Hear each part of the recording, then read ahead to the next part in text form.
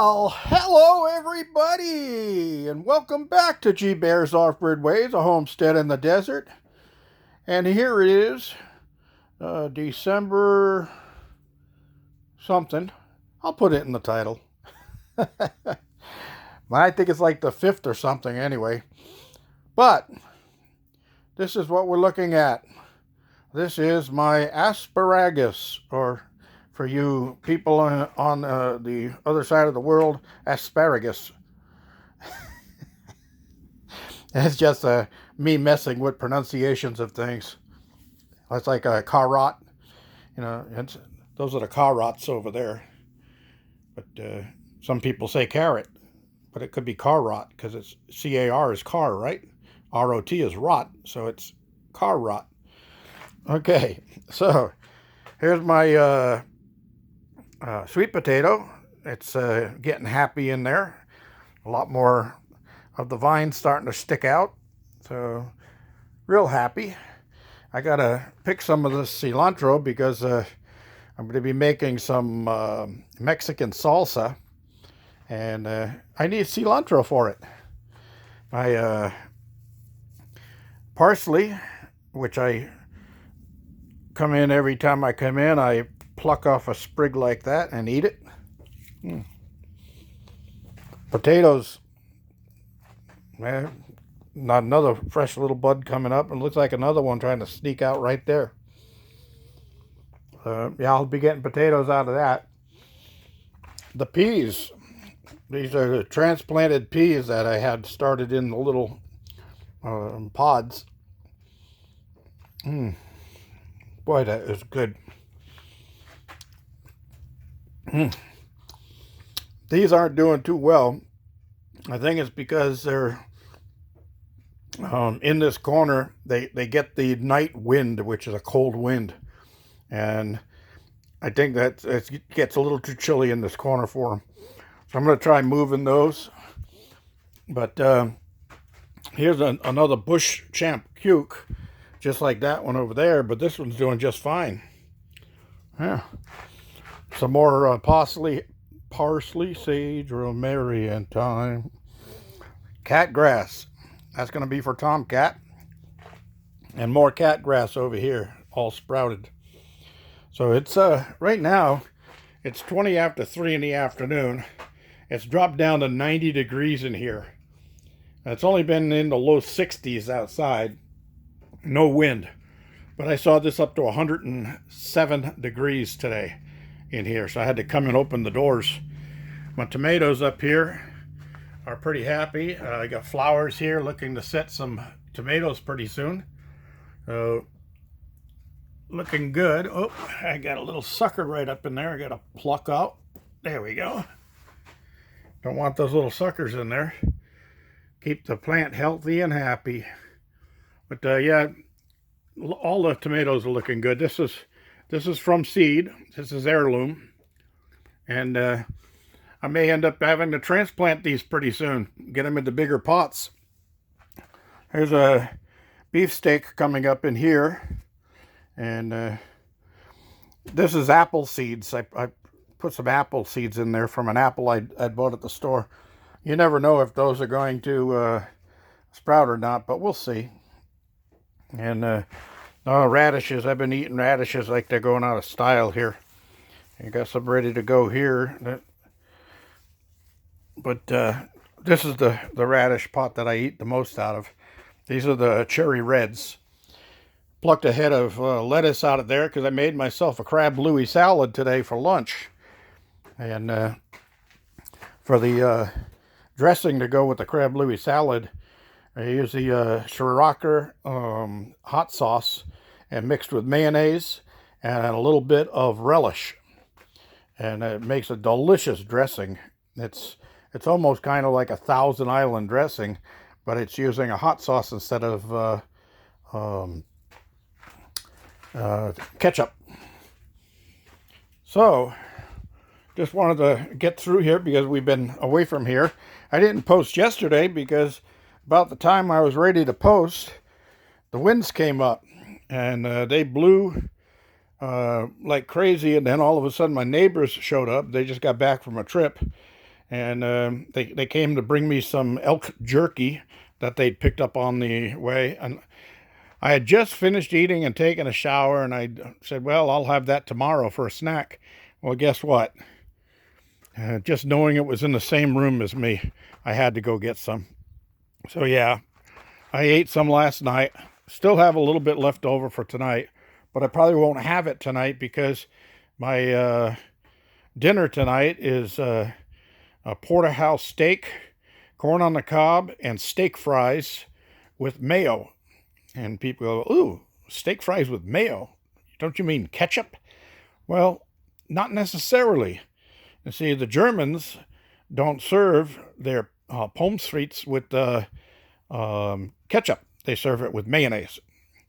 And when I questioned somebody when I was in Germany about that, they said, what, you don't like potato salad? I said, no, I love potato salad. Well, same thing, except your potatoes are crispy. So they're right, and I like it. And if you ever try it, you'll get addicted to it. So that's something that I enjoy. Anyway, wanted to cover everything that was going on inside of here. The citrus trees are doing well. The avocado tree looks like it's going to need some fertilization because the leaves are getting a little brown on it. But I just watered everything in here, so it's all ready to go. I've got a blueberry bush down there that's still looking pretty healthy, but it's still a little too early for it to start sprouting. But I'm going to be looking, because this is about the time and season where blueberry plants come available in some of the stores. So I'll be checking Tractor Supply soon to see if they have any. All right, in the garden house, the Garden of Eden. The grapevine's doing just fine. Haven't shown any signs of sprouting yet because even though it's spring-like weather today, and I'm walking around with shorts and a t-shirt on, it's just not enough length of springtime weather for the grapevines to say, oh, it's spring, let's start putting out our leaves and growing. And that's probably a good thing, because if they did and then we had a intermittent freeze in between now and springtime, it would probably damage the plant and send it back into dormancy. Then I'd be in real trouble. My peach blossom is still there, and got another little sprout coming up here on the end, so that's interesting. The peach tree is not supposed to be blossoming at this time of year. And I was looking at this and I'm thinking, springtime's coming. What I may do is, that peach tree over there is an early Alberta peach, and that one had produced a lot of peaches last year. So I'm thinking what I might do is take a cutting off of that and graft it to this one and see if I can't produce whatever this peach is. I got this one from I'm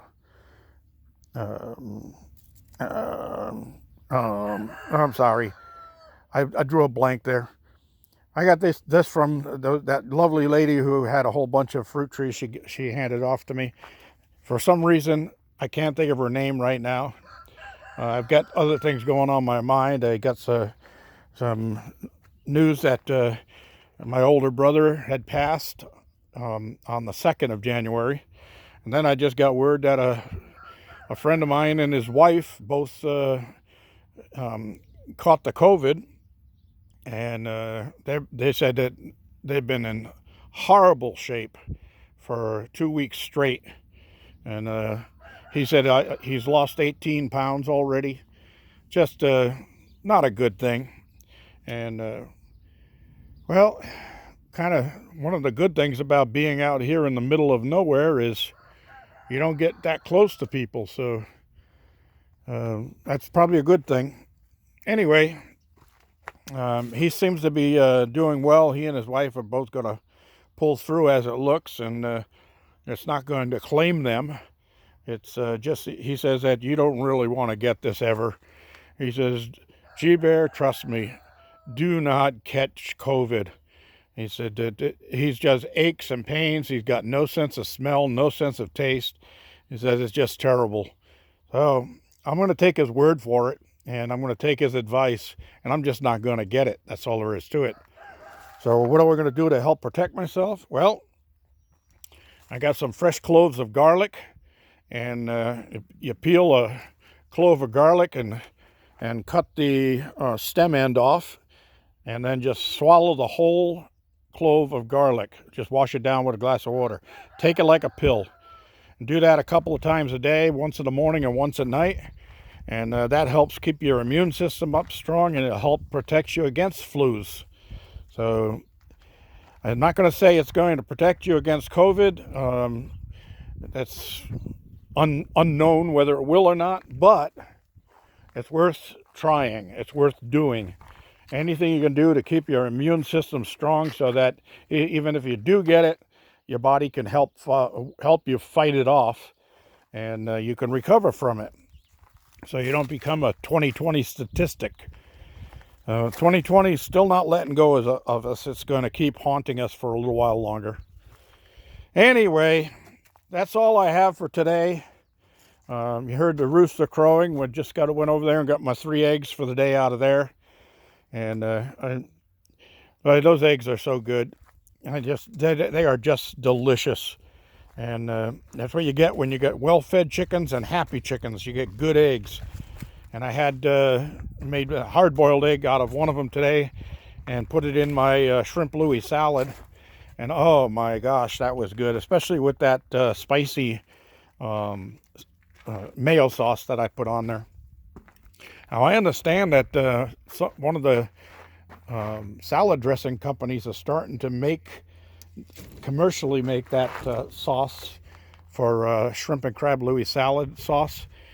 And it comes pre-mixed with the mayo and the teriyaki sauce, hot sauce in it. So all you have to do is add a little bit of sweet relish, and that just finishes it off and gives it a little bit more flavor. Don't put too much relish in. You may like relish, but for this sauce, you don't want a lot of relish in there. You got enough greens in your salad, because you use the greens like romaine lettuce and things like that, and nice thin sliced carrots. So that goes in there good. So anyway, that's it. Tonight's dinner, like I said, I'm going to have the steak, a nice porterhouse too. Just about a 1 pound porterhouse, nice thick cut, and a nice big side of